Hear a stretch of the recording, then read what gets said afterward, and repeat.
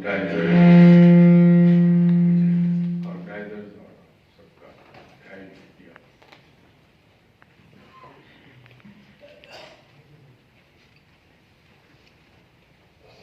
محفل سجانے پہ آپ سب کا مزید شکریہ ہے کہ آپ نے مجھے سے گناہ گار کو اس محفل آنے کا موقع. آپ سب سے پہلے تو دلی معذرت پیش کرتا ہوں آپ کے خدمت میں کہ میں آپ 4 منٹ لیٹ ہو گیا. لیکن بعض بار سگنلس پہ تو سے زیادہ وقت لگ جاتا ہے، اس کے لیے معذرت.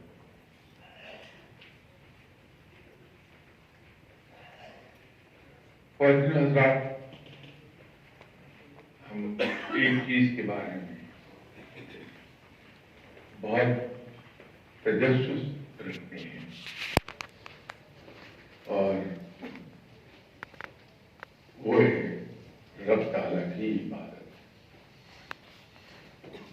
ہم سب کو ایک تجسس رہتا ہے، ایک گریز رہتی ہے کہ جو اللہ کے حضور میں سجدے کرتے ہیں، اس کے حضور جھکتے ہیں، رب اس سے راضی بھی ہوتا ہے یا نہیں؟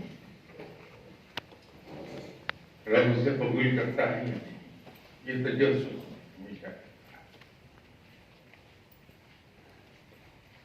اکثر ایک سوال لوگ پوچھتے ہیں اور خاصے لرنڈ لوگ بھی یہ سوال کہ صاحب اب نماز میں وہ لذت حاصل ہے جو پہلے.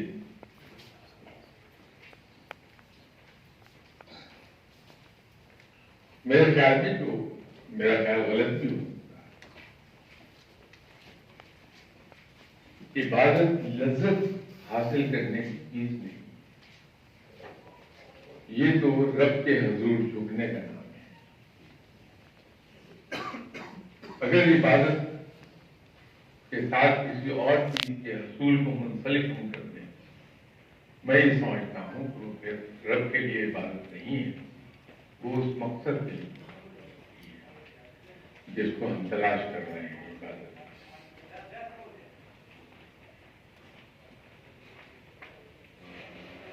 ہم کہ لفظ عبادت ہے، اس میں سب سے پہلا حرف عین آتا ہے اور عبادت میں عین عز کے لیے اسٹینڈ کرتا ہے، عاجزی کے لیے اسٹینڈ کرتا ہے. اللہ نے عبادت کی جائے اس میں عاجزی نہ ہونی چاہیے.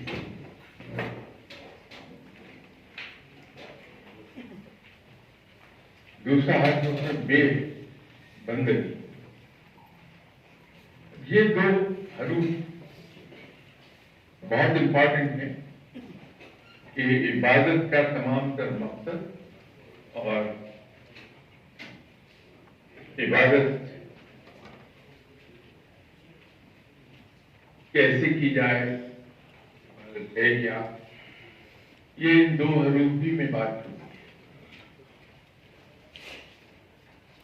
تو لفظ بے بندگی کو ظاہر کرتا ہے اور بندگی لفظ کا وسیع المعانی ہے. اگر بندگی کی گہرائی میں ہم جائیں گے، اس کا مطلب یہ ہے کہ رب کے جو احکامات ہیں، چھوٹے سے چھوٹے اور بڑے سے بڑے احکامات جو کیا ہے، اس کی تعمیل بندگی. ہم بندگی کو صرف عبادت تک محدود نہیں. بندگی मकाम को इंसान पहुंचता ही उस वक्त है जब वो रब ताला के फरमुर्दात की फरमाबरदारी इंट्रोड्यूस करता है टू लेट इन स्पिरिट।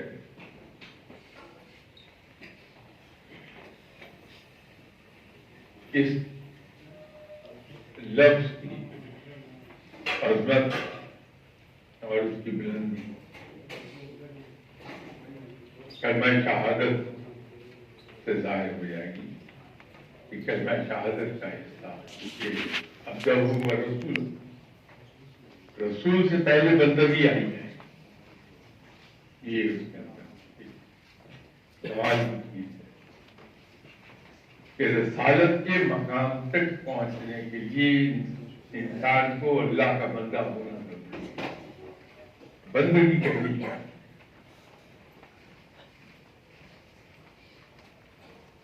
अगर हम बंदगी को उसके वसीतर मायने में ले लें तो मेरा ख्याल है बाकी किसी चीज की जरूरत नहीं रहती अगर अल्लाह की बंदगी करनी। इस मौजूद पर कहीं को बोला जा सकता है, लेकिन मुझे आपकी ये महफिल असेंशियली क्वेश्चन आंसर सेशन है, मैं आपका वक्त ज्यादा नहीं दूंगा, बल्कि जिस मकसद के लिए आप तशरीफ आए मैं उस मकसद इसको ले जाना चाहूंगा। बिस्मिल्लाह कीजिए।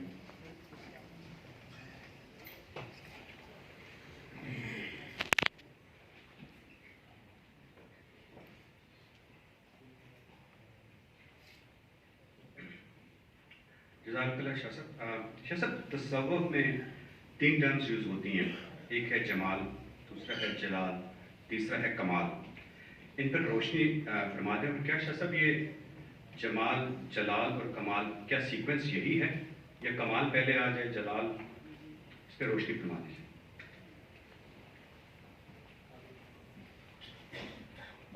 जमाल मजाज की एक कैफियत का नाम है, इसी तरह जलाल भी मजाज की एक कैफियत का नाम है। कमाल उसको हम कहेंगे कि जब किसी इंसान से रब राज़ी होकर उस पर इनायात की बारिश करता है रब ताला, और जो कुछ उसके हाथों काम होती है उन मायनों में ये कमाल इस्तेमाल होता है। जमाल या जलाल इसका ताल्लुक रब ताला के उस जिक्र से है जो कोई बंदा कर रहा है, क्योंकि जिक्र अल्फाज से है और लफ्ज मजमूआ है हरूफ, हर हर्फ एक तासीर है और हर हर्फ की एक वैल्यू है। और जब हम किसी हर्फ को पढ़ते हैं तो उसके असरात हमारे रूह पर मरतब होती हैं, हमारे मजाज पर मरतब होती हैं। हर्फ अगर मिल जाए तो अल्फाज बन जाएंगे, अल्फाज जब मिलेंगे तो आयात वजूद में आएंगी और आयात के मजमूए को हम सूरा कहते हैं और 114 सूरतों का मजमूआ कलाम पाक है।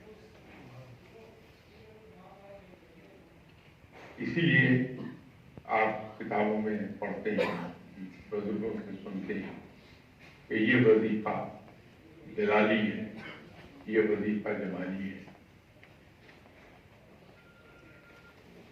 एक तो ये क्या जमाल और जलाल उस पर मुनहसर है कि हम जिक्र क्या कर रहे हैं रेगुलरली और पाबंदी के साथ और यकसू होके, तो उससे वो कैफियत इंसान को हासिल होने।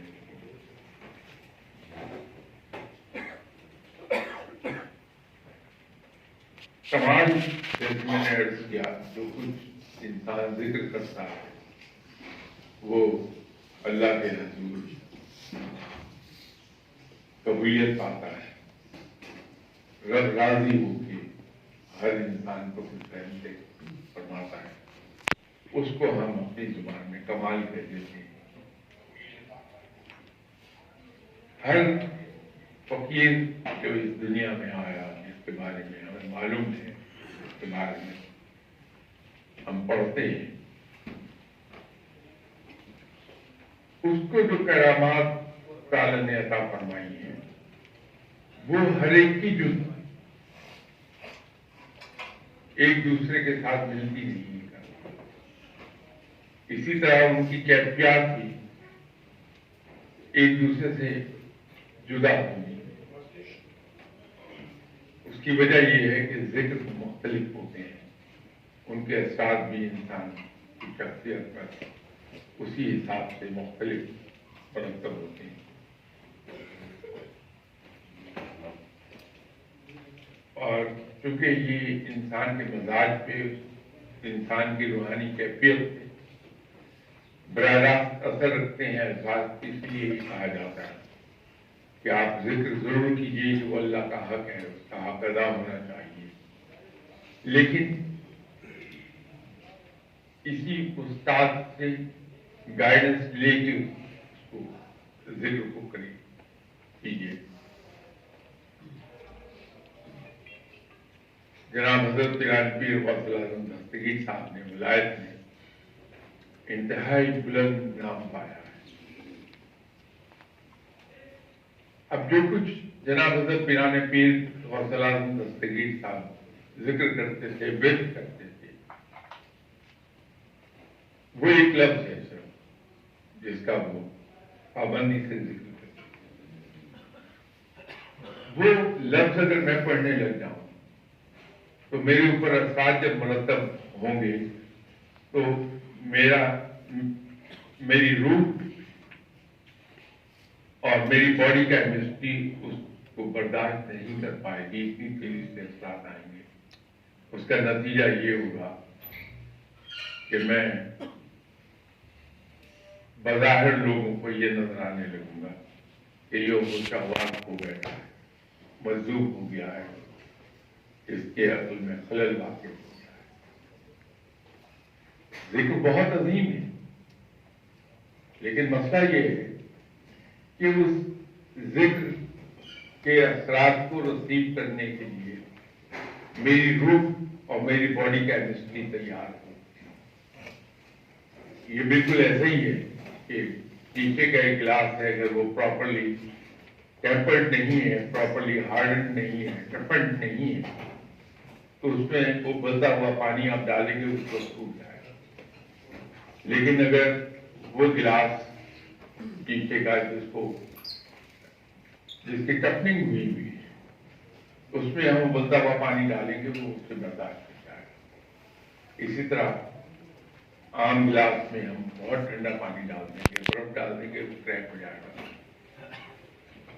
لیکن اگر اس کو ہارڈن کیا گیا ہے، ٹیمپرنگ کی گئی ہے اس کی، تو وہ اس ٹھنڈک کو برداشت کر جائے گا. انسانی جسم اور اس کی روح اور اس کے ذہن کی کیفیت یہی ہے. جب تک کہ ہماری بنیادیں نہ بڑھتی جائیں. ایک چیز ہے کہ جو ذکر ہے انسان کی روح سے مطابقت کرتا ہو. اب اگر میں اس لفظ کو شروع ہی میں پڑھنا شروع کر دوں گا تو اس کی مثال بالکل ایسی ہو جائے گی کہ میں کسی مکان کی بنیادیں بنائے بغیر اس پر چوکی پانی تعمیر کرنے کی شروع کر دوں، جو ممکن نہیں ہوگا. بہتر یہ ہوتا ہے کہ کسی استاد کی نگرانی میں ہم زیرو سے شروع کریں اور گریجولی اوپر آتے جائیں، اور جو بھی ہم اوپر آتے چلے جائیں گے ہماری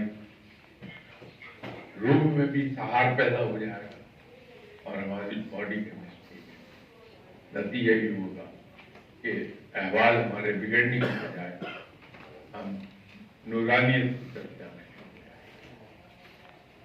شاہ صاحب، جس طرح آپ نے فرمایا کہ 114 صورتیں ہیں قرآن شریف میں، تو شاہ صاحب ایک سورہ مدثر ہے جس کی آیت نمبر 30 ہے، جس میں کہا گیا کہ اس پر 19 فرشتے ہیں، جس کا ترجمہ یہ ہے۔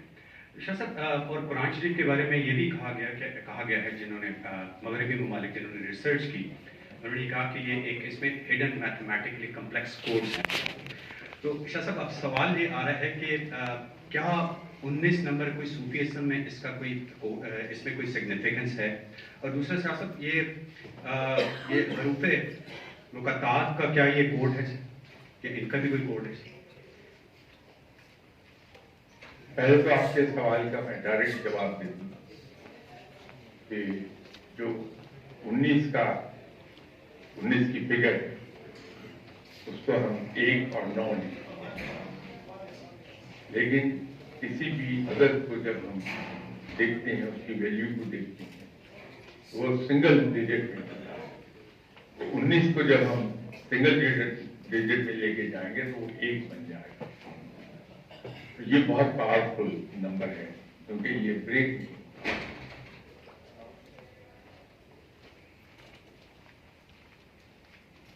لیکن یہ جو قرآن پاک کی میتھمیٹیکل کیلکولیشن بہت لوگوں نے کی ہے، اس میں یہودی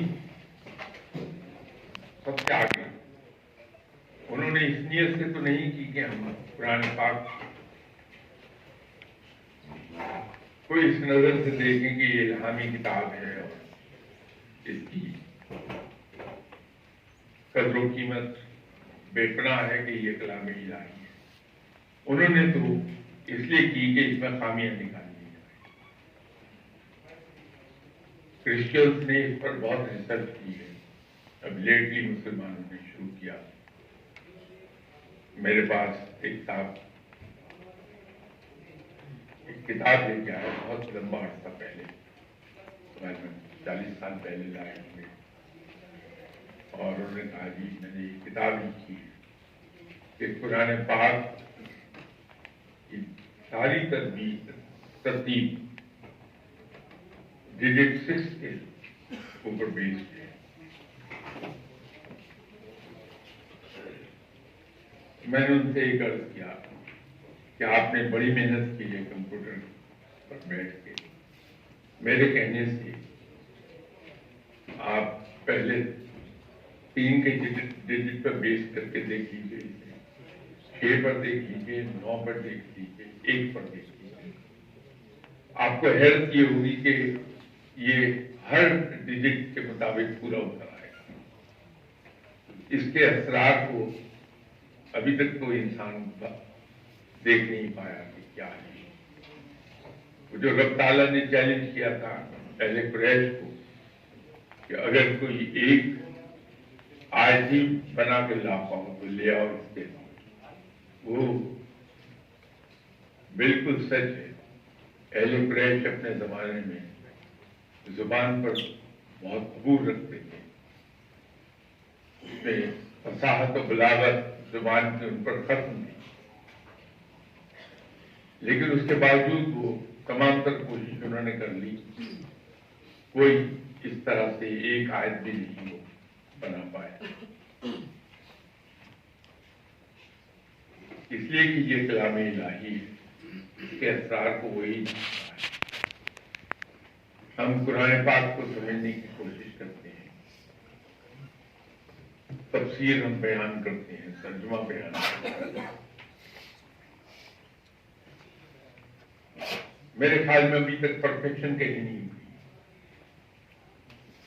ہر تفسیر پر تنقید ہو گئی، ہر ترجمے پر تنقید ہوتی ہے، ایک ترجمہ دوسرے سے نہیں ملتا ہے، اس کی ایک بنیادی وجہ ہے کہ جن پر یہ قرآن نازل کیا گیا تھا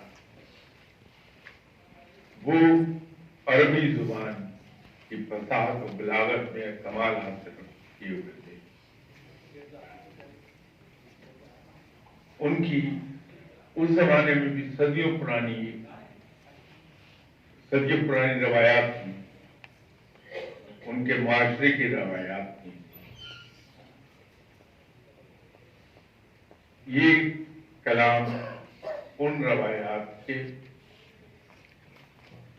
پر بیس کر کے اس پس منظر میں اتارا گیا. ہم جو اجمی لوگ ہیں یا ایون عربی اسپیکنگ سوسائٹیز، ان کی کلچرل ویلیوز، ان کی کلچرل بیک گراؤنڈ وہ نہیں ہے جو ایلیکوریٹ.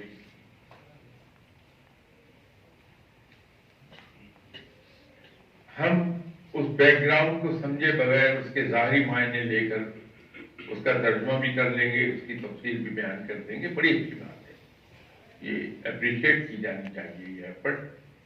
لیکن اگر کوئی یہ سوال کر لے کہ صاحب اس کا ترجمہ ایک سے دوسرے آدمی کے درمیان مختلف کیوں، کی بنیاد یہ ہے، تفسیر میں جو فرق آتا ہے اس کی بنیاد یہ ہے کہ ہم ان روایات سے واقف نہیں ہیں. یہ بالکل ایسا ہے کہ ہم لوگ یو کے جاتے ہیں، وہاں کی جو اسٹیج ڈرامے ہیں، اسٹیج شو،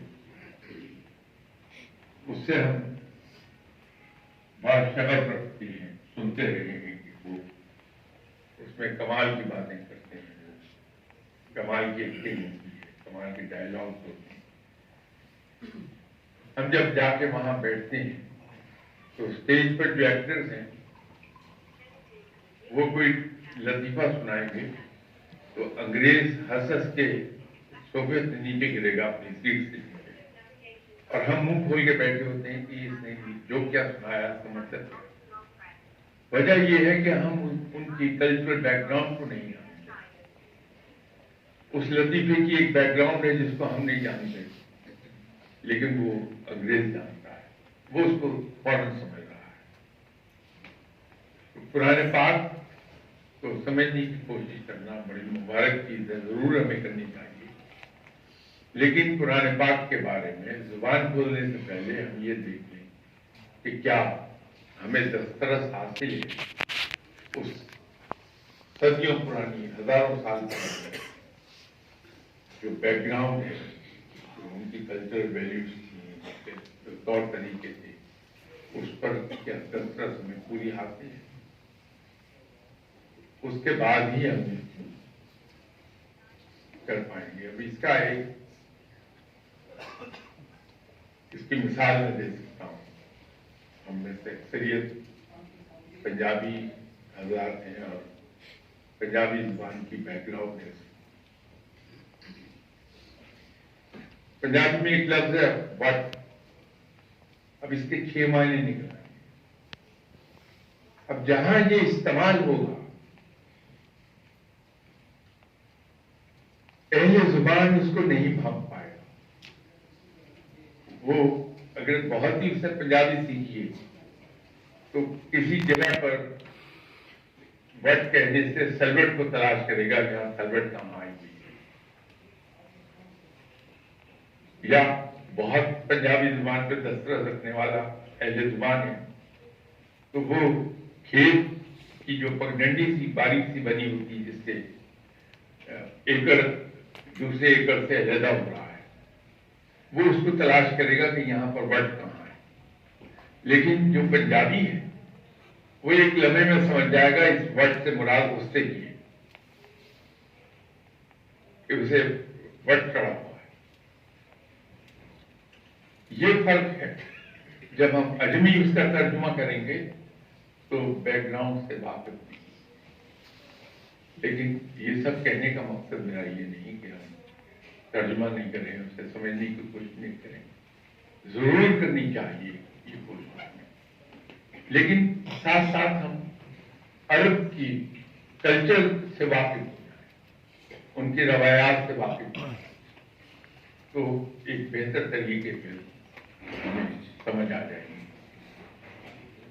جزاک اللہ شاہ صاحب، آپ نے ابھی جو فرمایا مرشد کے بارے میں، تو اس میں ایک پارٹ تو بہت اچھی طرح ایکسپلین ہو گیا، مرشد کی انسان کی زندگی میں اہمیت. ईशा साहब, इसके दूसरा पार्ट जो क्वेश्चन है उसमें ये है कि मुर्शिद के साथ मुस्तकिल ताल्लुक / राब्ता कैसे कायम किया जा सकता है ताकि मुरीद को मुस्तकिल हजूरी मिल जाए।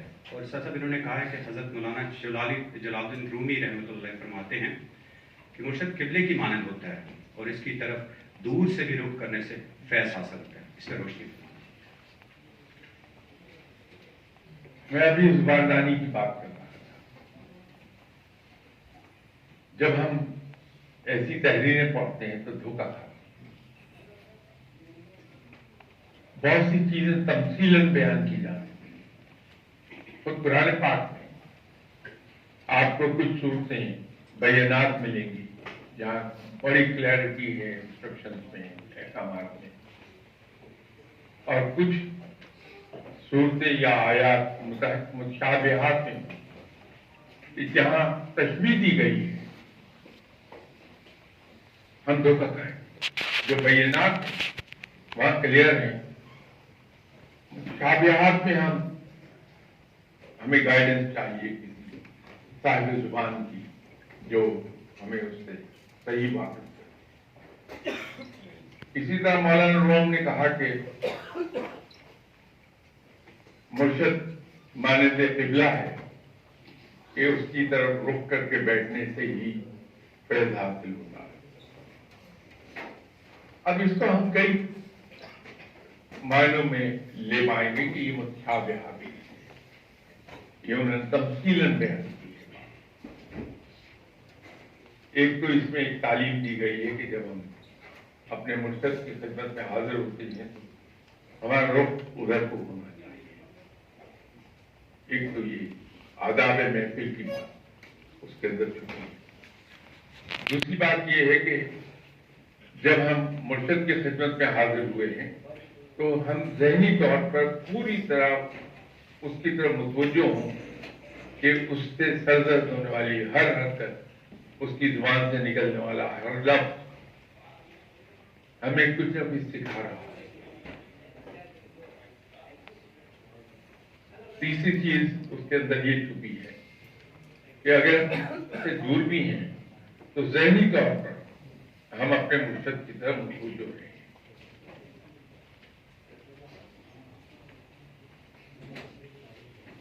और चौथी चीज इसमें ये है कि जब हम मुर्शिद से दूर हैं तो उसके तरफ हर वक्त मुतवज्जो रहने का एक सिलसिला ये है कि जो कुछ तालीमात उन्होंने दी हैं उसको हम याद करते रहें, दोहराते रहें।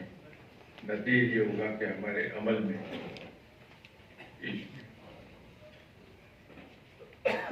ऐसी चीज पैदा होगी जो कमाल के करीब चली जाएगी। जैसे आजादा ने कहा, practice makes a man perfect. वैसे इस प्रैक्टिस से यूके ही की बात याद आ गई। एक यूनिवर्सिटी में जब टर्म शुरू हुई, ऑक्सफोर्ड और कैम्ब्रिज दोनों यूनिवर्सिटी बहुत पर्टिकुलर हैं कि उनके यहाँ प्रोनाउंसिएशन परफेक्ट होना चाहिए स्टूडेंट का अंग्रेजी के। बल्कि पीछे कोई 10-12 साल पहले अनफॉर्चुनेट वाकया भी हो गया। एक स्टूडेंट यूके की, उन्होंने ए लेवल में मैक्सिमम ए स्टार लिए जो आज तक कभी किसी ने लिए नहीं। तो कैम्ब्रिज यूनिवर्सिटी ने उस बच्ची को एडमिशन ऑफर कर दी कि आप पूरी तालीम कैम्ब्रिज यूनिवर्सिटी में फ्री है, हम आपको फुल स्कॉलरशिप देंगे। एडमिशन सिर्फ रिजल्ट पे उसका हो गया बच्ची का। अब क्योंकि उसने एक कमाल कर दिखाया, आज तक वो रिकॉर्ड टाइम है ए स्टार लेने का, तो सिंडिकेट ने फैसला किया कि इस बच्ची को लाया जाए स्टूडेंट्स के सामने बतौर नमूना कि दूसरे स्टूडेंट इंस्पायर होंगे। उस बच्ची को बुलाया गया तो सबसे पहले वो सिंडिकेट ऑफिस में आई। वहां जब उसने गुफ्तगू शुरू की तो उसको इन्होंने माजरत के लिए एडमिशन दे दी। اس کی وجہ یہ بنی کہ اس کا لہجہ کوکنی جو کسی طرح قابل قبول نہیں ہے. اب یہ کوکنی لہجہ جو ہے انگریزی کا وہ سم اور دی ادر رائج پا گیا اس معاشرے میں. جو کنگز انگلش تھی شیکسپیرین اسٹائل وہ آہستہ آہستہ روزمرہ کی زندگی سے دور ہو گئی. B be C radio B be C television یہ بڑے پرٹیکولر ہیں اب بھی انگریزی کے پروننسیشن میں. جن لوگوں کو یہ ہائر کرتے ہیں ان کو پروننسیشن کا کورس کرواتے ہیں آکسفورڈ اور کیمبرج میں تاکہ جب وہ اسکرین پر اپیئر ہوں بی بی سی ٹی وی کے یا ریڈیو پر بول رہے ہوں تو وہ کنگز انگلش بولے. واقعہ میں دوسرا سنا رہا تھا. کم علم آدمی کی یہی مصیبت ہے کہ وہ دائیں بائیں بھٹکتا رہتا ہے. Straight to the point.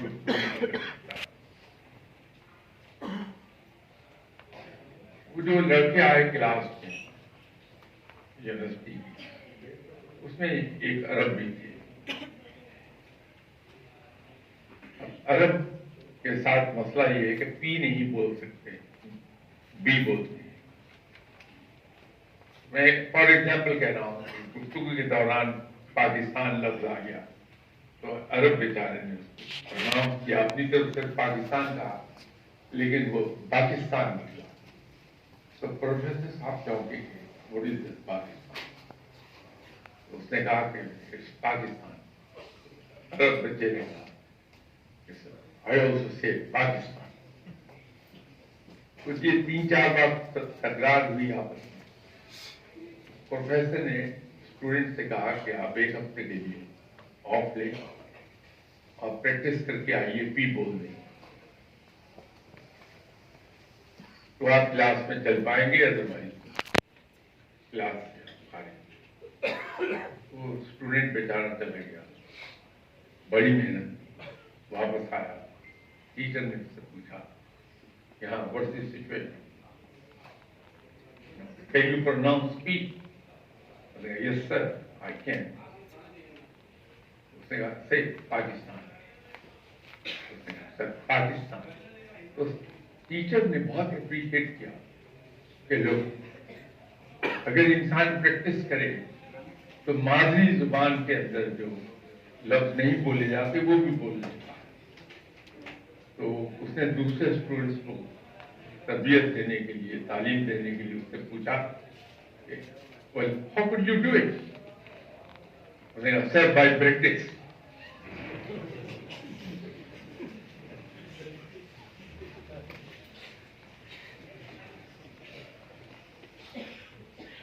دیکھیے کہاں سے کہاں لے گیا میں بات. میں خود بھی بھول گیا کہ کس ٹاپک پہ بات کریں. مسئلہ صرف یہ ہے کہ جو مرشد سکھاتا ہے اس کو جب ہم یاد رکھتے ہیں تو ہمارے روزمرہ کی زندگی میں وہ پریکٹس میں آ جائے اور پریکٹس کرنے سے پھر وہ ہماری آہستہ آہستہ سیکنڈ نیچر بنتا ہے. اور روم کا وہ جو فرمانا ہے کہ مرشد مانند قبلہ ہے, انسان کا رخ اسی جانب رہنا چاہیے. اس کے پیچھے یہ حکمت ہے. مرشد کو ہم تعلیم کا ذریعہ بنائیں. مرشد کو دعائیں کرنے کی مشین نہیں سمجھیں. جب مرشد کو ہم دعائیں کرنے کی مشین سمجھتے ہیں تو ہم سیٹل ہو رہے ہوتے ہیں اور لیس. یہ ایک عجیب چیز.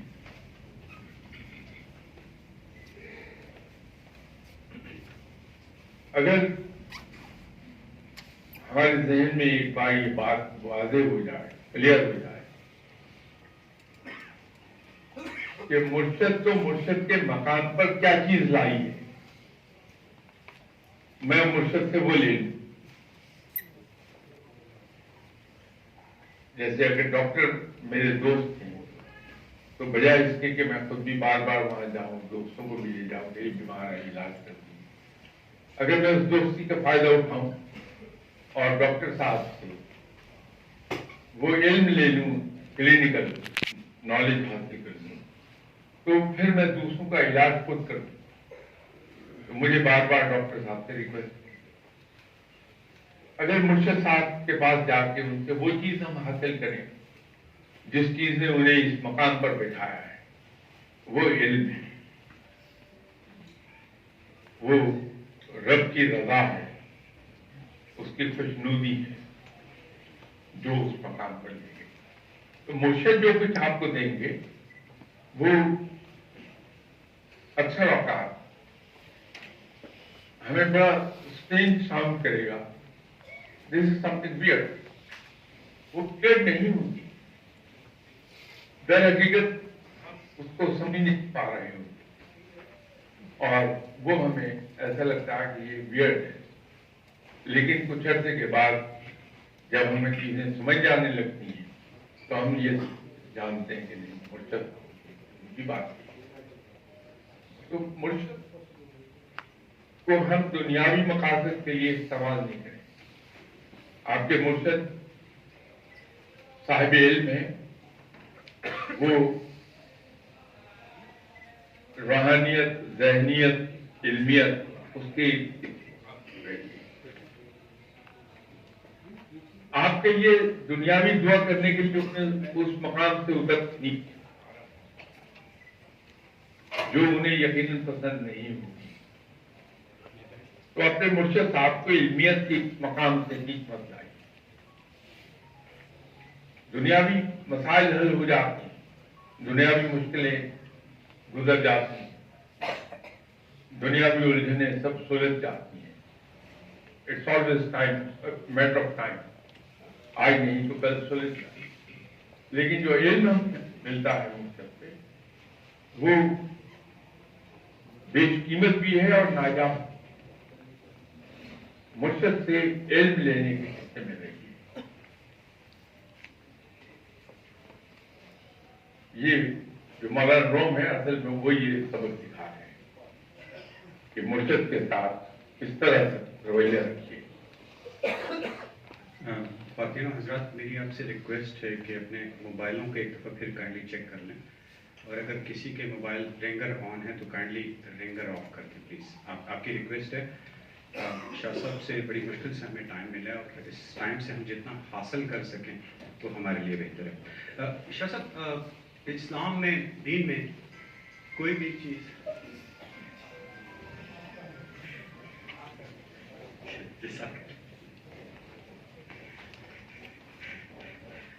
شاہ صاحب، دین میں ڈوز اینڈ ڈونٹس بتائے گئے ہمیں، آپ صلی اللہ علیہ وسلم سے پتہ لگے۔ شاہ صاحب، مرد کو سونا اور ریشم پہننے سے کیوں منع فرمایا گیا؟ اس کی سائنسی وجوہات کیا، میڈیکل وجوہات کیا ہیں اور دینی وجوہات ہیں، اس پر روشنی کروا دیجیے۔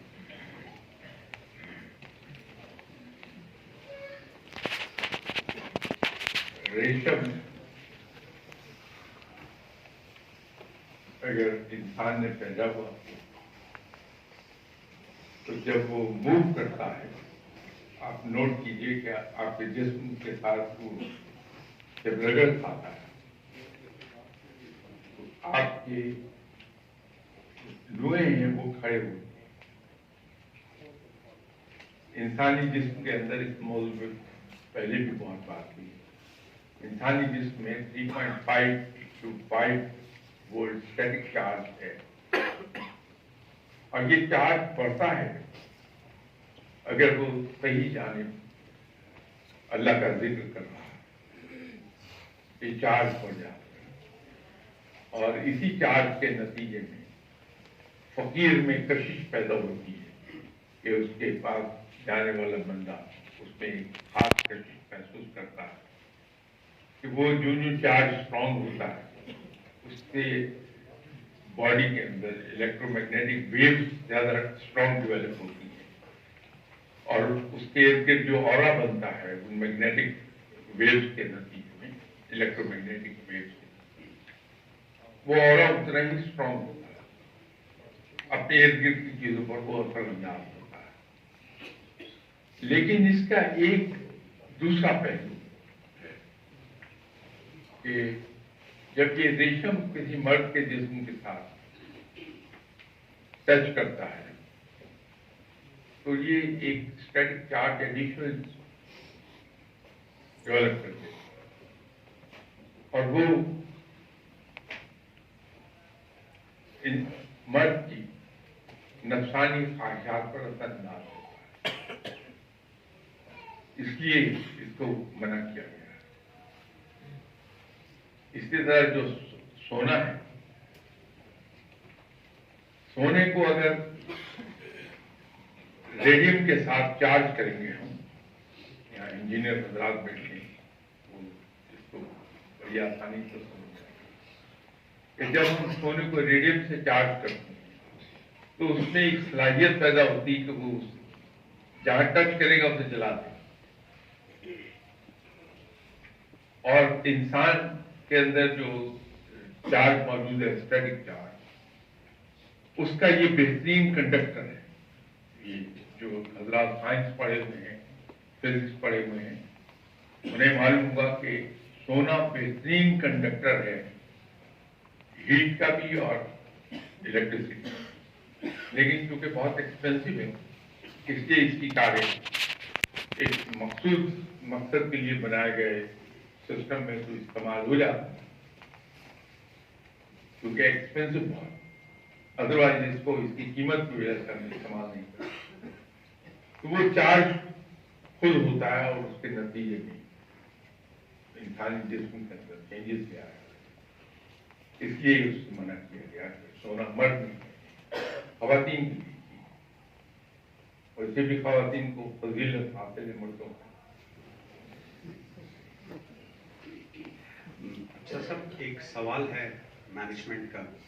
अगर एक मैनेजर है, उसके पास जैसे 10 एम्प्लॉयज़ है, जिसमें से 6 बहुत अच्छे हैं, 2 एवरेज हैं, एंड देन 2 जो हैं जिनको वो या तो वो मोटिवेट कर सकता है या एडमिनिस्ट्रेटिवली उनको टाइट कर सकता है, उनको क्लोज मॉनिटर कर सकता है।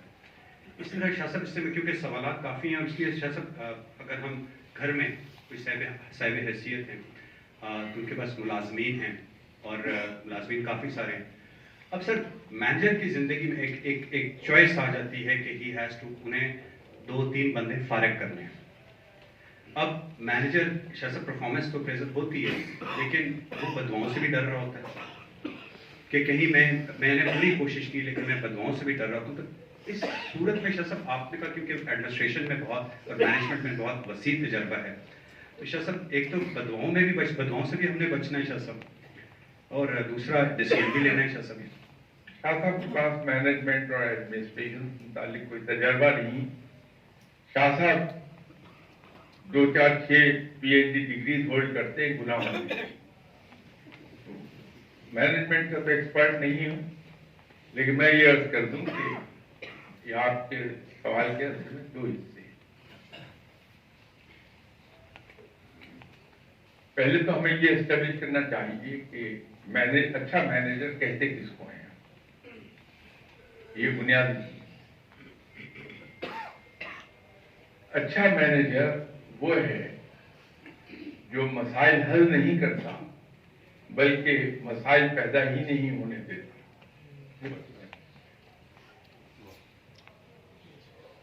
अच्छा एडमिनिस्ट्रेटर कौन है? जो कवानीन और ज़वाबित इनको इम्प्लीमेंट करता है, लेकिन स्टर क्रिएट नहीं होने चाहिए अपने मातहत काम करने वालों में या अदारे में, बेचैनी नहीं पैदा होने देता। वो अच्छा एडमिनिस्ट्रेटर काम को पूरा करता। पहली बात तो ये हमें एस्टेब्लिश कर दी। दूसरी बात ये है कि अच्छा मैनेजर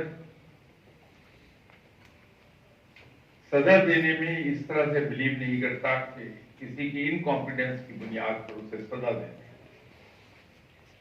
वो लोगों को ग्रूम करता है। एक मैनेजर और मैनेजरियल लीडर, इसके अंदर एक थोड़ा सा डिफरेंस है।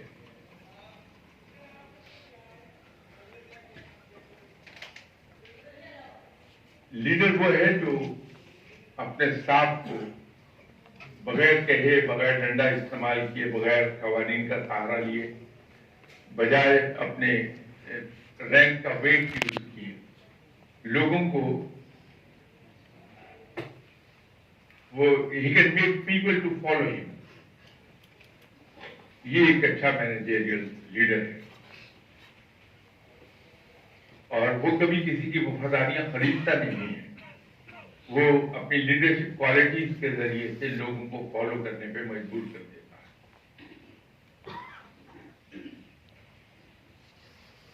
अच्छे मैनेजर की जिंदगी का एक मिशन ये होता है कि अपने से जूनियर लोगों की ग्रूमिंग करनी है, मैंने उनकी ट्रेनिंग करनी है, उन्हें इस लेवल पर लाना है कि वो मुझे रिलीव कर सके।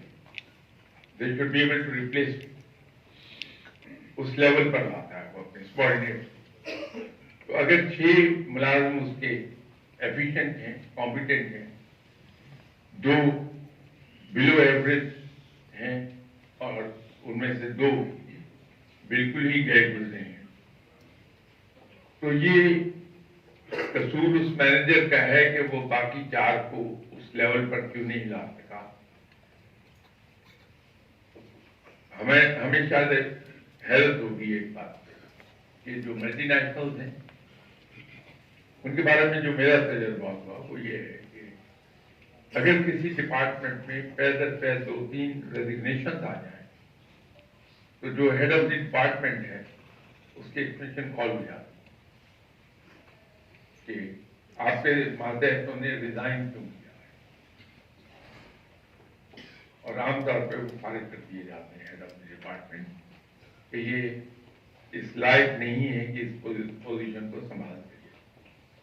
उसकी वजह यही है कि अच्छा मैनेजर सजा देने में बिलीव नहीं करता, बल्कि वो अपलिफ्ट में बिलीव करता है कि जो कमजोर हैं उनको ऊपर उठा लिया जाए ट्रेनिंग के जरिए। मैनेजर और एडमिनिस्ट्रेटर में थोड़ा सा फर्क आ जाएगा। और एक चीज याद रखिए कि हमारे यहाँ एक बड़ी गलत प्रैक्टिस होती है कि मैं अदारे में इनकॉम्पिटेंट काम मैं नहीं कर रहा, तो बजाय इसके कि मुझे फारिग कर दिया जाए, मुझे ट्रांसफर कर दिया जाएगा एक जगह से दूसरी जगह। जिस जमाने में हम पढ़ रहे थे तो गोरा एक बात कहता था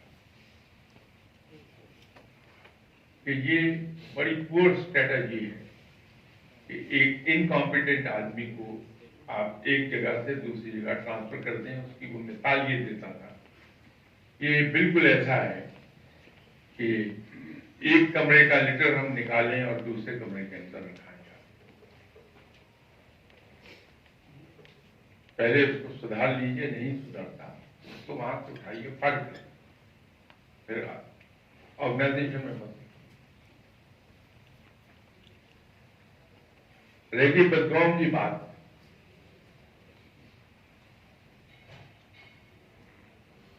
बदगुओं का ताल्लुक आदमी की ड्यूटी से कहीं नहीं होता। रब ताला किसी की बददुआ बड़ी सोच समझ के ही उसको कबूलियत बख्शता है। एक आदमी अगर नालायकी कर रहा है, चोर है, उसने चोरी कर ली, उसको सजा इसलिए न दी जाए कि वो या उसके लवाकी बददुआ दे देंगे, वो गलत है। बल्कि इंसान खुद अल्लाह के हुजूर पकड़ा जाएगा कि आप अपनी ड्यूटी करने में फेल कर गए। वो एडमिनिस्ट्रेटर की शामत आएगी कि वो फेल कर गया है। इसकी मिसाल हमारे पास बहुत ग्लेयरिंग है। जनाब हज़रत उमर रज़ी अल्लाह ताला, आपने कभी किसी की गलती माफ नहीं की। अगर ये मामला से मुमलिकत हैं, जाती जिंदगी में कभी गिरफ्त नहीं की, माफ कर। लेकिन जहां ड्यूटी की बात है वहां किसी की गलती को माफ नहीं किया, उसको सजा जरूर दी है।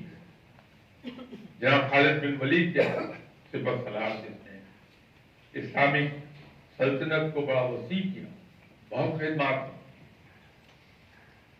माफ नहीं किए।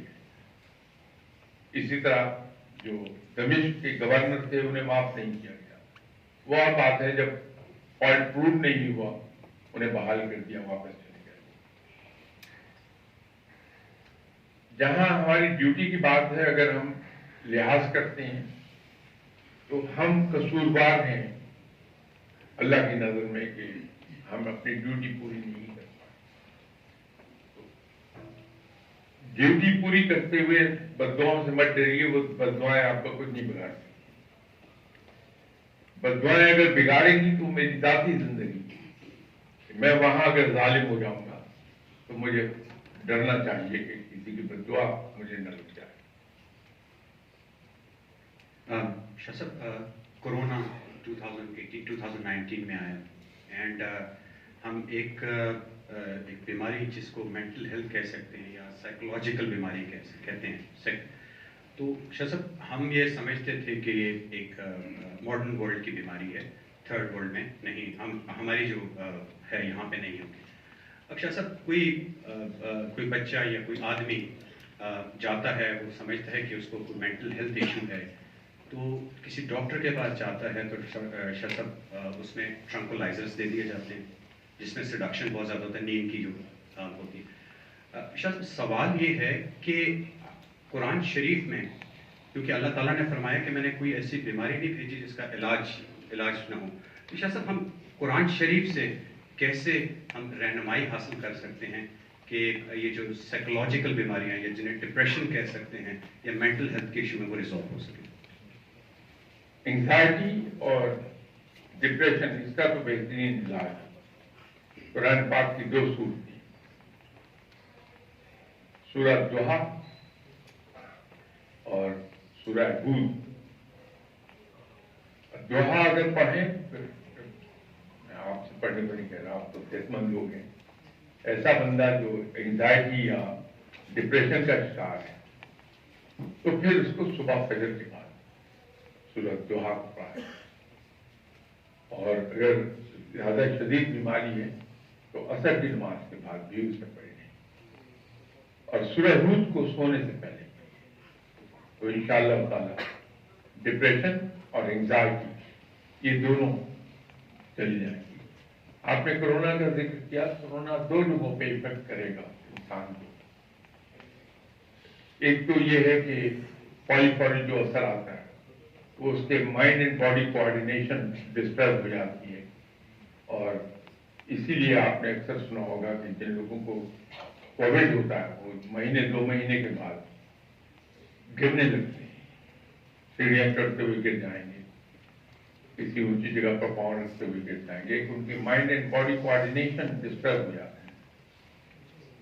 दूसरा इसका असर आमतौर पर 3 साल के बाद जाहिर होता है,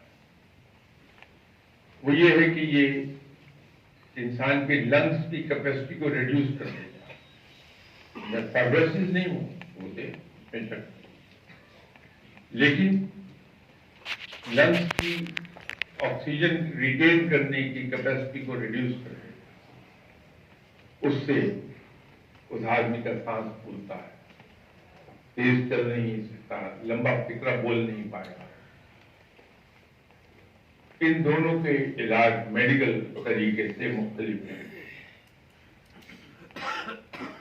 जो कोविड है इसका अपना इलाज तो बड़ा आसान है, क्योंकि इंसान के इसमें प्लेटलेट्स ड्रॉप करेंगे, कमजोरी आएगी इंसान में,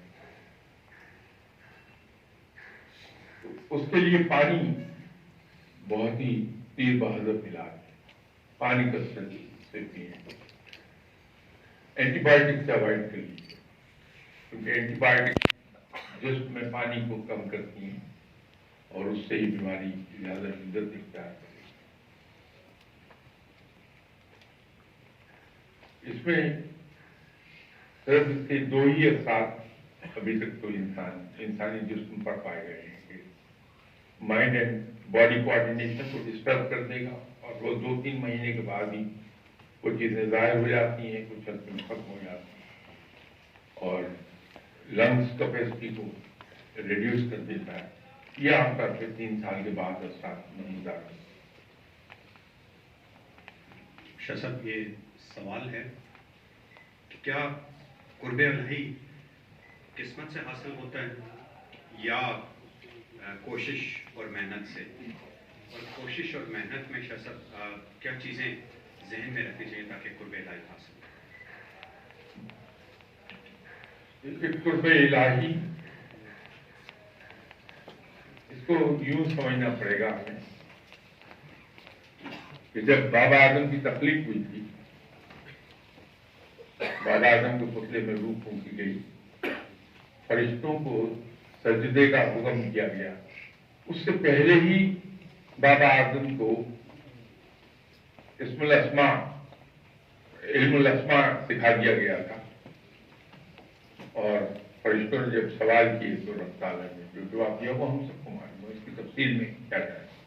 وہ جو علم الاسماء بابا آدم کو دیا گیا تھا، اس کے بارے میں فقیر حضرات کا، درویشوں کا یہ کہنا ہے کہ وہ اصل میں حروف مقطعات کا علم ہے، کیونکہ ہم سب اولاد آدم ہیں تو جینیٹیکلی ہم سب کے اندر وہ یہ علم آتا ضرور ہے، روحانیت کا عنصر ہمارے سب کے اندر پایا جاتا ہے۔ فرق یہ ہے کہ کچھ لوگ اسے ڈیولپ کر لیتے ہیں فردر، کچھ لوگ اسے عروج تک لے جاتے ہیں، اور اس کے جو آسان لفظوں میں اگر میں عرض کر دوں، ہم لوگ اس غلط فہمی میں ہیں کہ صرف ذکر اذکار سے ہم ولی اللہ بن جائیں گے، بالکل نہیں بنتے۔ عبادت سے انسان کو پارسائی مل جائے گی، لیکن رب ملے گا نیکی۔ نیکی بہت ہی یہ براڈ ٹرم ہے، بہت اس کی ابتدا انسان کو یوں کرنی پڑتی ہے کہ وہ خلق خدا پہ مہربان ہو جائے تو رب اس پر مہربان ہو جائے، ذاتی زندگی میں، نوکری میں۔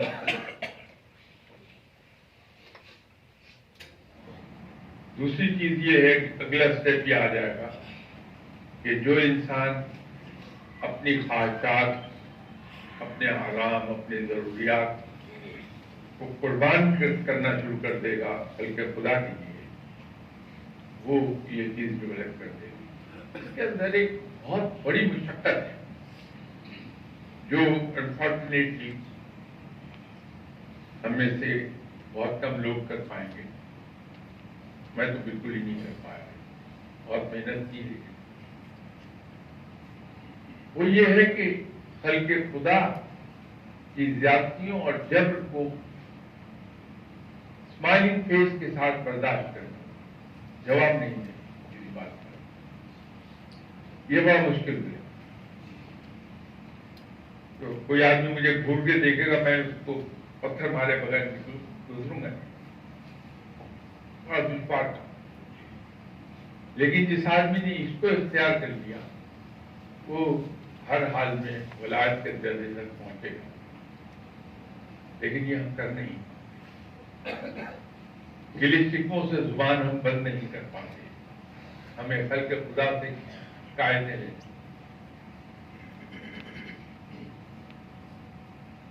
یہ کچھ ابتدائی سبق ہے رب تک پہنچنے کی۔ باقی سبجیکٹ بہت لمبا ہے، کچھ دیر میں آپ لوگ بور ہو گئے، اینٹیں ٹماٹر انڈے میرے مارنے لگیں گے، اس کو اتنا مختصر ہی رکھتے ہیں۔ شاہ صاحب ہم اللہ تعالیٰ سے دعا کرتے ہیں،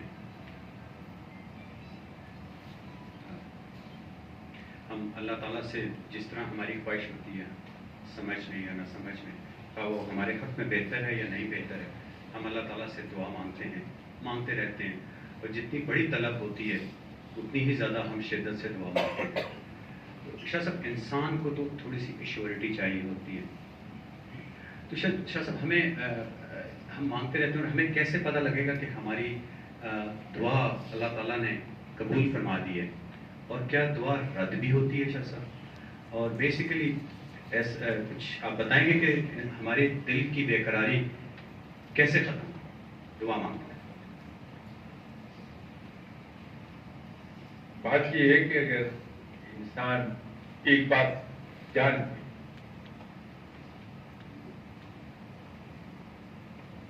کہ میری حدود کہاں ختم ہو جاتی اور اس سے آگے رب تعالیٰ کی عنایات شروع ہوئی. جو آدمی اپنے ذہن میں یہ بالکل کلیئر ہو جائے کہ میرا کام ہے صرف ایفرٹ کر لینا. جب میں نے بڑا سنسیئرلی ایفرٹ کر لی تو میری ڈیوٹی ختم ہو گئی. اس سے آگے رب کی عنایات شروع ہو جائے گی. میری محنت کا پھل دینا میرے رب کا کام ہے، میرا نہیں.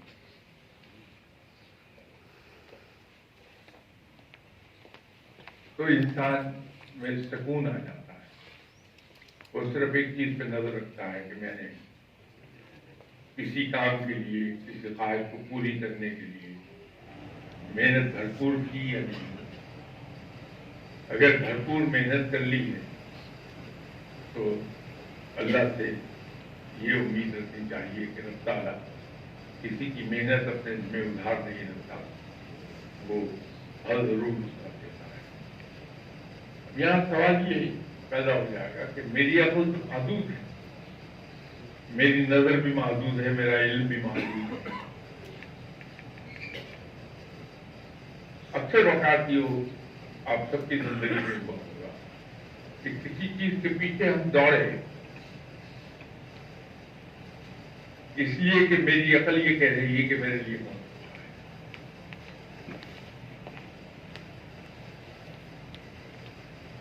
اگر وہ کبھی حاصل ہو گئی تو پتہ لگا کہ اس کے حاصل ہونے کے بعد جو کچھ میرے اوپر بیت رہی ہے وہ بڑی خوفناک ہے. یہ اکثر و بیشتر دیکھنے میں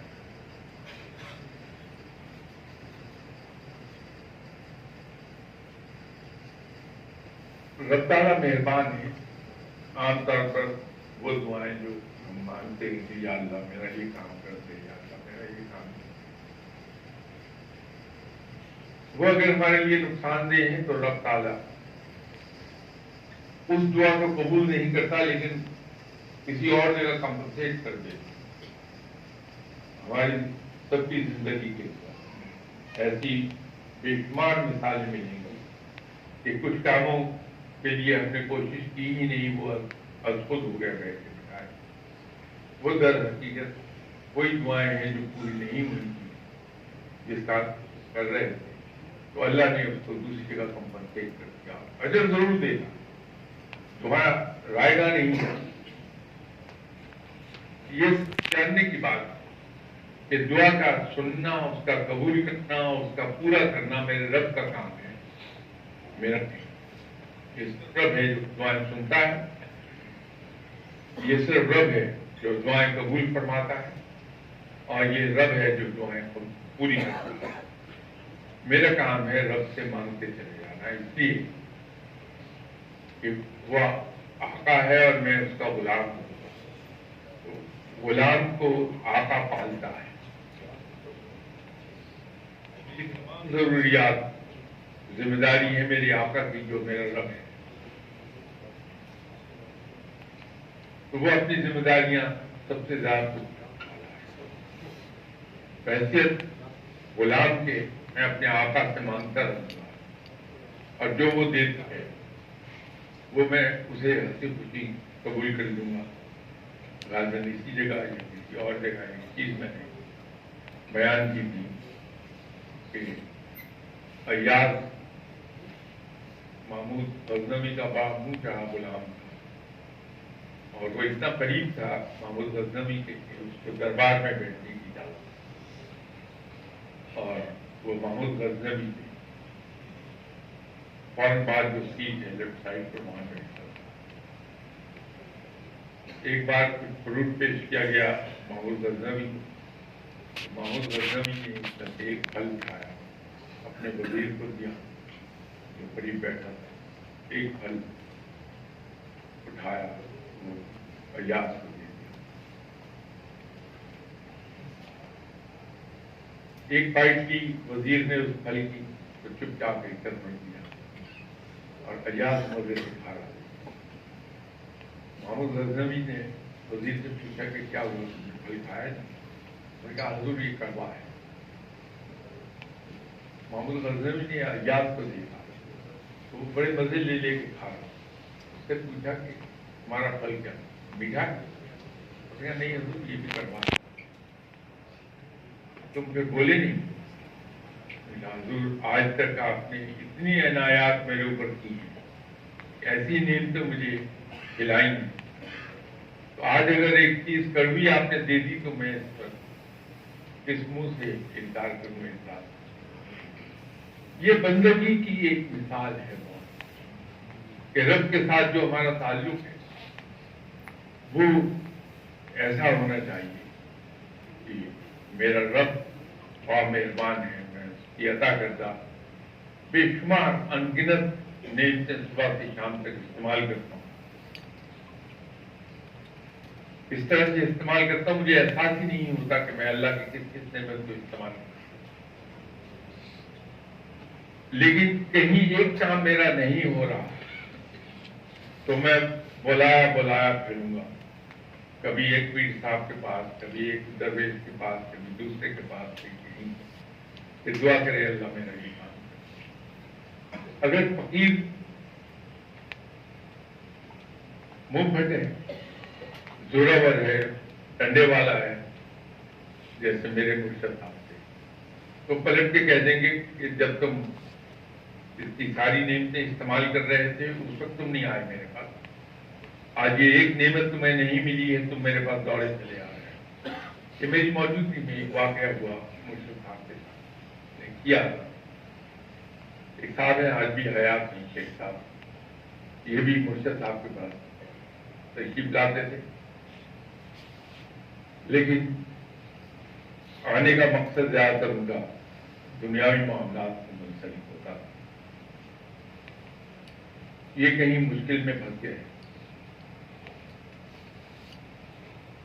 آئے مرشد صاحب کے پاس، میں وہیں بیٹھا،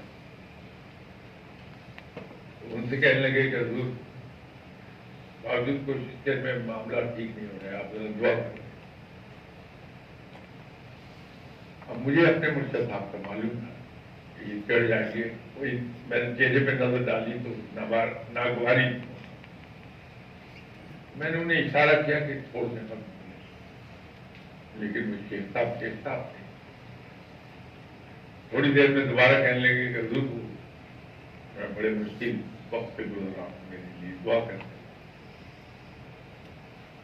مرشد صاحب کے ماتھے پہ بل پڑ گئے، میں نے پھر اشارہ کیا کہ چھوڑ دیا میں نے، لیکن انہوں نے تیسری بار بھی کہا تو مرشد صاحب نے جواب دیا اچھا وقت گزارنے کے لیے تم تھے، اب برا وقت آیا تو کوئی اور گزارے گا تمہاری جگہ۔ وہ بندہ آج تک مشکل میں پھنسا ہوا ہے۔ کئی بار میرے پاس آئے، ان سے میں نے کہا کہ میں آپ کو اشارے کر رہا تھا کہ مت کہیں، ان کا مزاج اور ہے، وہاں اللہ کے حضور صبر اور شکر کے علاوہ کچھ نہیں۔ یہ بات انہیں پسند نہیں آئے گی کہ تم یہ کہہ رہے ہو کہ میں مشکل وقت سے گزر رہا ہوں، اس کو اس رنگ میں لے لیں گے کہ یہ ناشکر گزاری ہے، کیونکہ میں جوتے کھا چکا تھا مرشد صاحب سے اس سے پہلے۔ ایک بار آفس سے اٹھ کر ان کے پاس گیا، ان کا کمرہ 5.5 فٹ بائی 3.5 فٹ کا کمرہ تھا، صرف انٹرنس کا ایک دروازہ تھا، باقی کوئی وینٹیلیٹر نہیں، کوئی ونڈو نہیں، اتنی چھوٹی جگہ پر وینٹیلیٹر یا ونڈو کہاں سے آئے گی؟ تو میں جا کے وہاں بیٹھا، جولائی اگست کا مہینہ تھا، بہت گرمی لگی، آفس سے اٹھ کے گیا تو دفتری لباس میں تھا، پینٹ کوٹ پہنا ہوا، غلطی سے میری زبان نکل گیا، حالانکہ بہت اچھے موڈ میں تھے، اتنی زبان سے بات آئی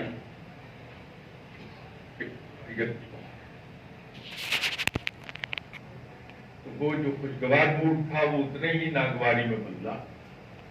بڑی تفصیل سے مجھے کہا وہ آقا ہے، وہ مالک ہے، तुम कौन होते हो अपने आका की किसी काम पर उंगली उठाने वाले?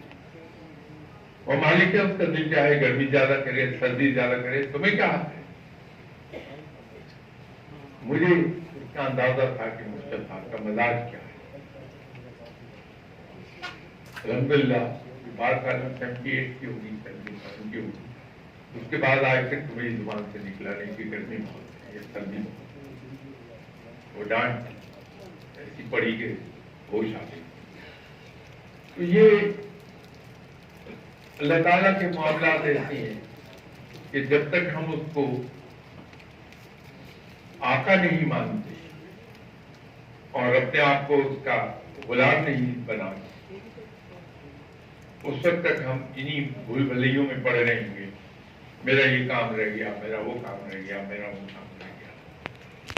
और जिस दिन हमने ये सीख लिया कि वो मालिक है, वो आका है और वो बेहतर जानता है मुझे क्या चाहिए क्या नहीं चाहिए, मेरा काम है मांगना, देना उसका काम है। तो वो जो देगा, एक ईमान है कि वो चीज देगा जो मेरे हक में बेचती है। हम लोग वास्ता पड़ा, मुझे तो चूंकि डांट बहुत पड़ती रही है तो शायद जल्दी चीजें समझ में आ गई, रोज डांट खा करके। लेकिन मैंने देखा कि मैं अगर कहीं भूले से जिंदगी में एक बार नमाज पढ़ लूं तो दूसरी नमाज अदा करने से पहले पहले मैं इर्द गिर्द नजर दौड़ाता हूं कि मैं वलीअल्लाह बना या नहीं बना, क्योंकि मैंने एक नमाज पढ़ी।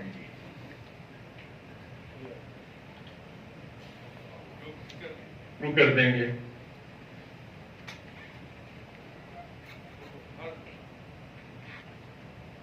के बाद रेस के पास देख टेस्ट में देख के बताइए मुझे कुछ मिला कि नहीं मिला। हमें एक बात इस राह की याद रखनी चाहिए, बड़ा बेसिक प्रिंसिपल है इसका।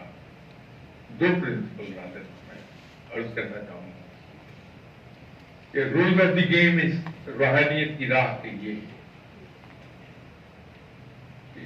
उस आदमी को कभी कुछ ना मिला जिसको ये इंतजार हुआ कि मुझे इबादत के जवाब में क्या मिला है, उसे कभी कुछ नहीं मिला। जिस आदमी ने इबादत सिर्फ और सिर्फ अल्लाह के लिए की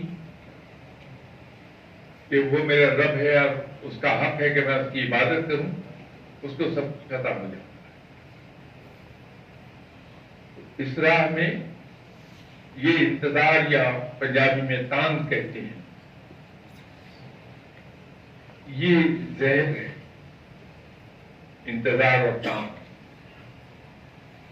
कभी कुछ नहीं मिलेगा, ये हमें रखना चाहिए। दूसरी बात जो बड़ी अहम है, अल्लाह के फजल करम से आप हजरात हैं, इनमें से एक बड़ी अक्सरियत किसी न किसी सिलसिले में बैत होगी। जब हम बैत हो जाते किसी के हाथ में, याद रखिए क्या है, दुआ के लिए और इल्म के कभी किसी और के पास मत जाइए, मिलिए सबसे, अगर मुमकिन हो उनके, लेकिन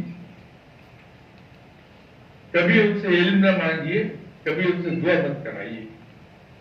इस दोनों कामों के लिए सिर्फ और सिर्फ अपने मुर्शद के पास जाइए।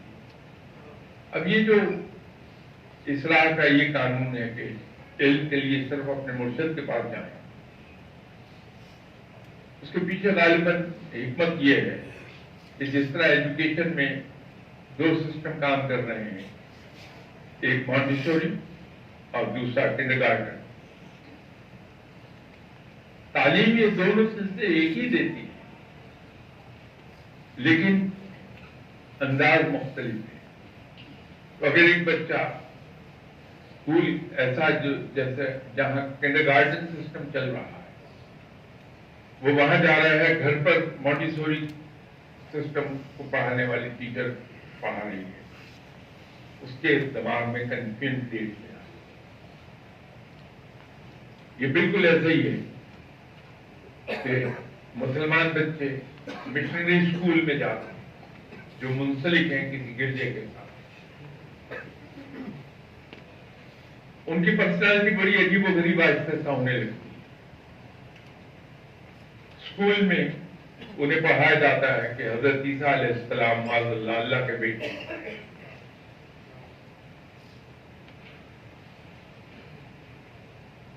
وہاں ان کو تسلیس کا سکھایا جاتا ہے۔ گھر مسلمان کو کہا جاتا ہے کہ رب ایک ہے، نہ اس کو کسی نے جنم دیا اور نہ اس نے کسی کو جنم دیا۔ اب بچہ کنفیوژن میں ہے کہ اسکول میں وہ تسلیس پڑھ رہا ہے، گھر توحید پڑھ رہا ہے، کنفیوژن پیدا ہو جائے۔ اسی طرح جب ایک مرشد کا علم لے رہے ہیں، وہ اپنے طریقے سے دیتا ہے، اور یاد رکھیے کہ مرشد اندر وہ اپنے پاس علم کے لیے آنے والے کو وے کرتا ہے کہ اس کے اندر سہار کتنی لفظ جان بوجھ کے ہی بول رہا ہوں کیونکہ اس کا سبسٹیٹیوٹ میرے علم میں نہیں ہے۔ اس کی روح، اس کی ذہنی کیفیات، جسم علم کا کتنا بوجھ سہار دے گا، وہ میت ڈوز دے گا اپنے شاگرد، تاکہ اس کی زندگی خراب نہ ہونے پائے، اس کی ذہنی حالت خراب نہ ہونے پائے۔ لیکن دوسرا مرشد ہو سکتا ہے کہ وہ اتنا محتاط نہ ہو، وہ ایک دم سے آپ کو دے دے اور نتیجہ یہ ہو کہ آپ کا احوال بگڑ جائے۔ روحانیت میں یہ دو بیسک پرنسپل، کبھی اس آس میں نہ رہیے، اس انتظار میں نہ رہیے، اس تانگ میں نہ رہیے کہ مجھے اللہ نے اب تک کیا دیا ہے۔ میں روحانی نقطۂ نظر سے کہہ رہا ہوں، ویسے تو نعمتوں کی بارش کرتا ہے اللہ ایک بندوں پر، لیکن روحانیت کی بات کر رہا ہوں، علم کی، علم لدنی، کہ وہ کتنا دیا۔ اگر یہ انتظار میں رہے تو یاد رکھیے کبھی کچھ، اگر صرف اللہ کو پکارا اس لیے کہ وہ پکارے جانے کا لائق ہے، اس کے جواب میں وہ کیا دے رہا ہے کیا نہیں دے رہا ہے یہ اس کا پریروگیٹو ہے، یہ اس کا فیصلہ ہے، تو بہت کچھ عطا ہو جاتا ہے۔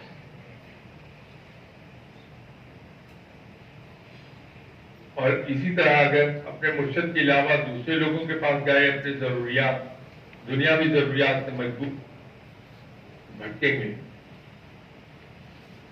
یہ یاد رکھیے۔ تو بیعت کر لے تو پھر وہیں جمے رہے، البتہ بیعت کرنے سے پہلے محتاط رہیے، آدمی کو ناپ تول لیں، جان پھٹک لیں، تو اچھی طرح سے چیک کر لیں۔ جب آپ مطمئن ہو جائیں کہ یہاں خلاف سنت کام نہیں ہوگی تو پھر بیعت کریں، کیونکہ میرے نزدیک سب سے بڑی روحانیت یہ ہے کہ انسان سنت پہ عمل کر رہا ہے۔ بہت بڑی بات ٹیسٹ ہے کسی کے لیے، فقیر ہونے کا اگر آپ نے جج کرنا ہے تو یہ دیکھیے کہ وہ سنت پر عمل کرتا ہے یا نہیں کرتا۔ شخص دجال اور حضرت امام مہدی کا ظہور ایک حقیقت ہے، ایک سچ ہے۔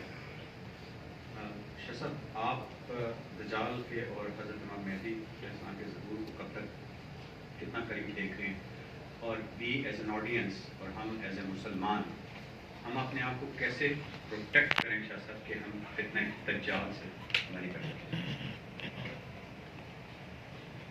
یہ وقت کے تعین کا علم اللہ کسی کو عطا نہیں کرتا، اور اللہ اس بارے میں بڑا سینسیٹیو میں نے پایا۔ اگر کسی نے جسارت کی کوئی وقت کا آئیڈیا دینے کا، وہ ہمیشہ ٹوٹا ہو گیا۔ یہ علم کسی کے پاس، تو میں تو ویسے ہی گناہگار آدمی، سڑک سے چلتا چلتا پکڑ لیا کہ رہیے یا بیٹھ کے بات کیجیے، تو بلا کسی علم کے میں آپ کے سامنے بات کرنے لگ گیا تو اس کی میں کیا بتا پاؤں گا. جہاں تک پروٹیکشن کی بات ہے بڑی سادہ تھی. مسلمان کے پاس پروٹیکشن علم قرآن اور علم حدیث سنت کو پکڑے رکھیے ہمیشہ منزل پہ جا پہنچیں گے. سنت میں کہیں خطا نہیں کھائے گا. سنت کو فالو کریں. دجال کچھ نہیں ہے ہمارا بگاڑ پائے گا اگر ہم نے قرآن اور سنت کو پکڑے رکھا. بچے رہیں گے. شاہ صاحب آپ کی نظر میں زندگی کا حاصل کیا ہے؟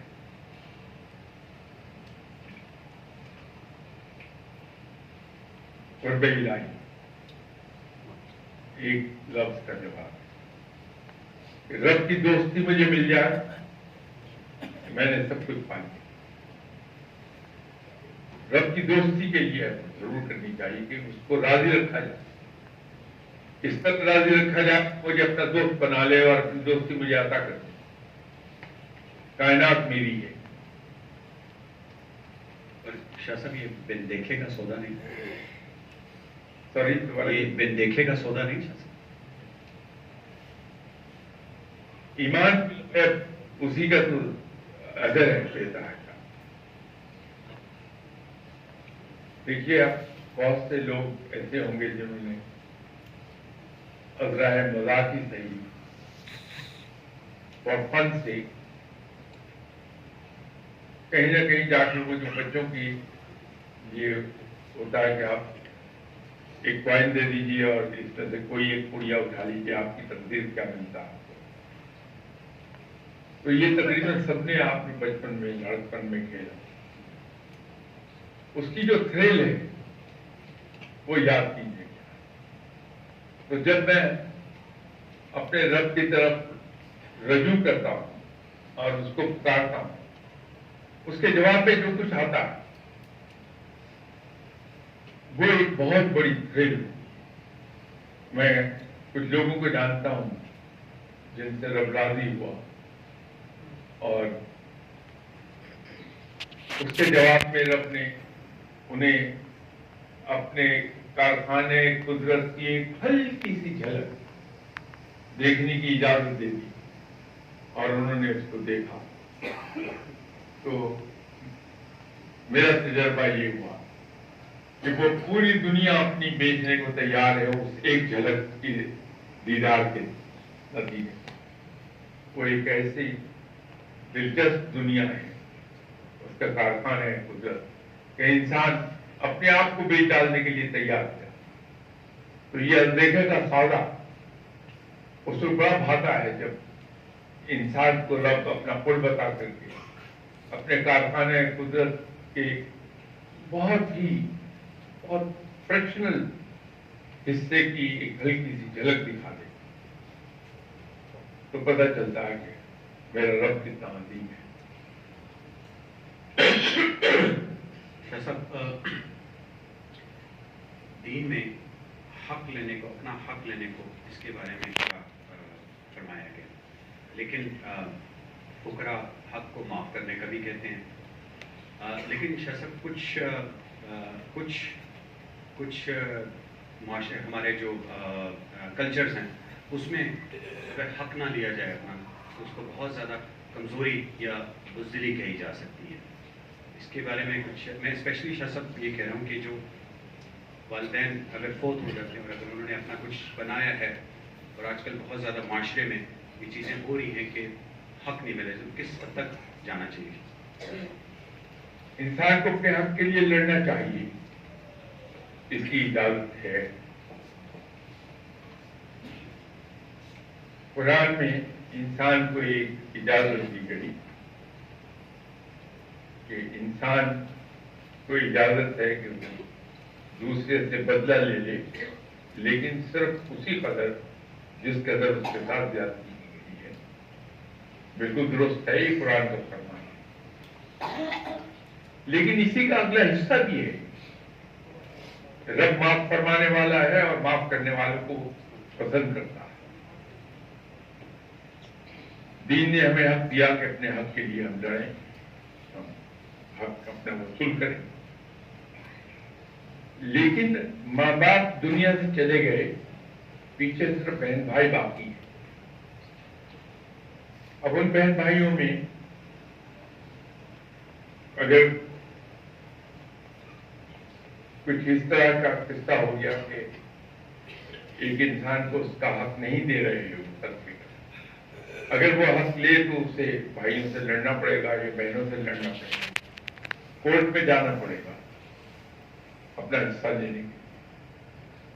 फकीर जो मना करता है तो माफ कर छोड़, वो उसके पीछे हिकमत है।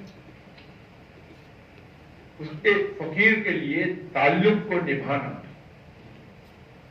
रिश्ते को कायम रखना ज्यादा अहम है। वो कहता है फसाद ना हो, मैं अपना हक छोड़ दूंगा, उसका अजर अल्लाह से उसको मिलता है। तो अगर बहन भाइयों के दरमियान फसाद का खतरा है, भाई बहन अलहदा हो जाएंगे, इस नियत से कि बहन भाइयों के दरमियान तफर्रका पैदा ना हो, कोई अगर माफ कर देता है तो अल्लाह उससे कई गुना ज्यादा कंपनसेट कर देगा। सर आजकल वर्ल्ड ओवर में फाइनेंशियल क्रंच है, लोग अपने आप को समेट रहे हैं। इस मुश्किल हालात से गुजरने के लिए शाह साहब खुद को और दूसरों को कैसे हिम्मत और हौसला दें?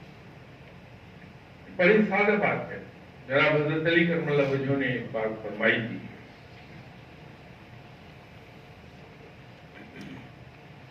कि मैंने अपनी जरूरियात इतनी कम कर ली कि मैं अमीर हो गया। अब ये एक ऐसा असूल है, कोई इकोनॉमिस्ट ध्यान नहीं इस तरह का क्रंच चल रहा, तो उसमें रास्ता ये है कि कपास चुहारी से काम लेना शुरू कर दिया जाए, सिर्फ उन्हीं चीजों के पीछे जाया जाए जिनकी अक्सर जरूरत है, बाकी को फोरगो करते हैं। तो जब तक के रिसेशन ओवर नहीं होता उस वक्त तक हम बचे रह जाएंगे और बगैर किसी के सामने हाथ फैलाए हमारा काम चलता है। हाज़रीन महफिल में से बहुत माशाल्लाह सारे लोग बहुत कंसिस्टेंट हैं, लेकिन शाह साहब मैं कंसिस्टेंटली इनकंसिस्टेंट हूँ। यानी कि मैं नमाज पढ़ रहा, मैंने फजर की नमाज पढ़ी, मैंने ज़हर की नमाज छोड़ दी, अल्लाह को मैंने याद किया, अल्लाह को याद नहीं किया, कंसिस्टेंसी नहीं है। शाह साहब हम अपने अंदर कंसिस्टेंसी किस तरह लेके आए शाह साहब, और क्या अपने आप को बार बार रीअश्योर करें? जो हमारे दीनी फराइज हैं, खासतौर पे इबादत,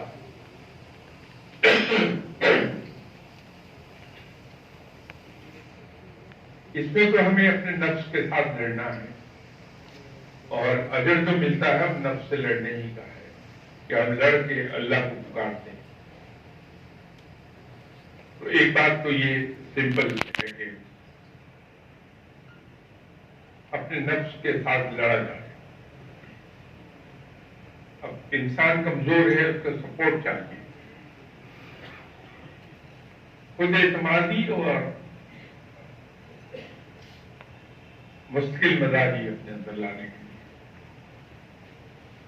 सूरह बकरा की दूसरी रकू बहुत जबरदस्त थी, जो आदमी सुबह शाम पहले 3 रकू तलावत कर देता है। मैंने कहा 2 है, लेकिन तलावत करने को मैं 3 की बात कर रहा हूं कि सूरह बकरा के पहले 3 रकू,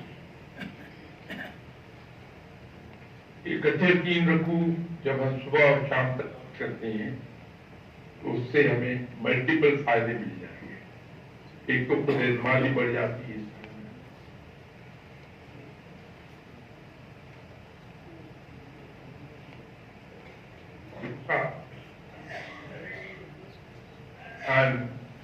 के अंदर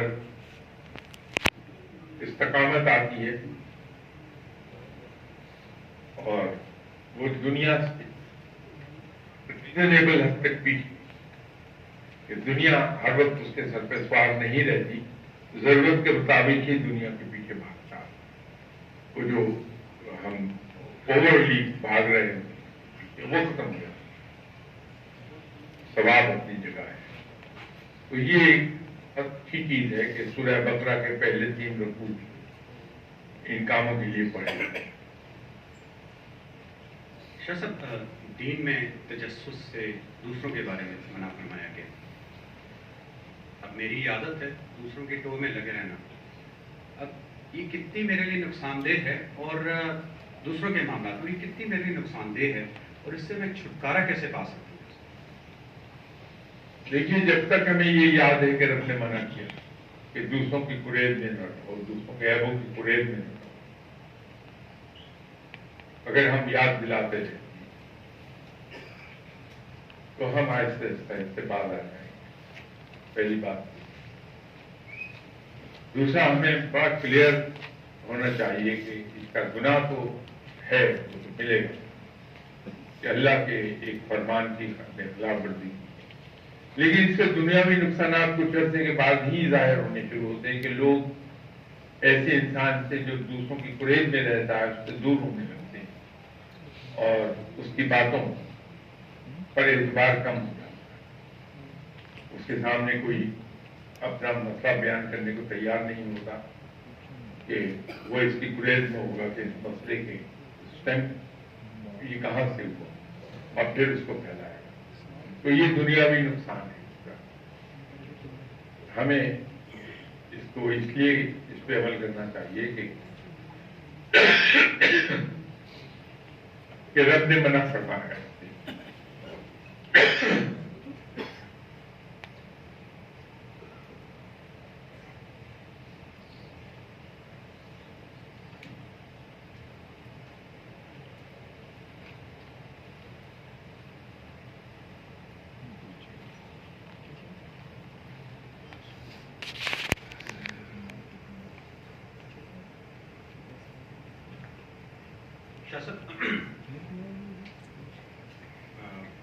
کہا یہ جاتا ہے کہ آپ اگر اپنی دعائیں چاہتے ہیں کہ اللہ کی بارگاہ میں قبول ہوں تو آپ دوسروں کے لیے دعائیں کریں۔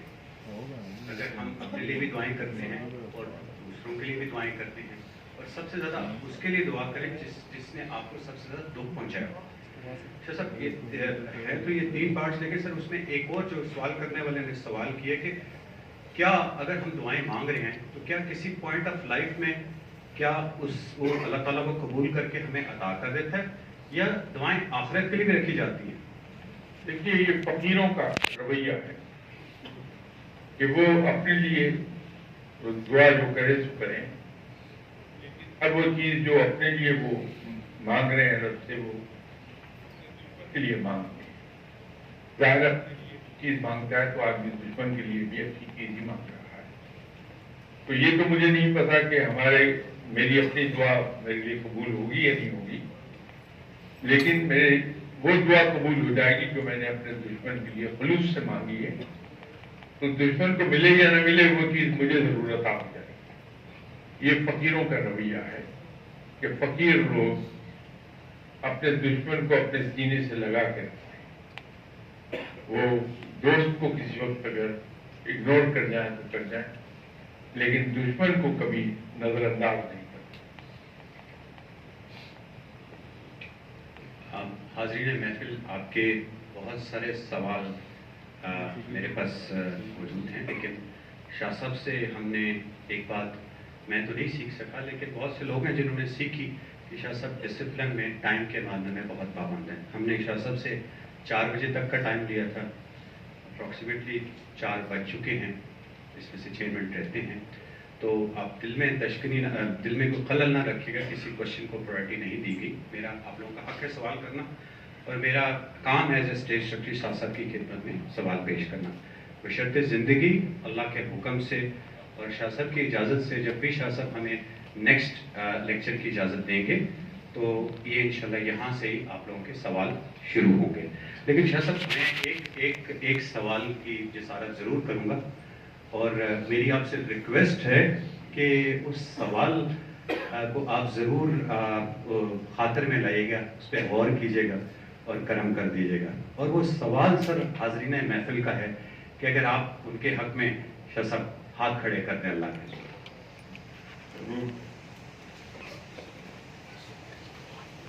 اللهم صل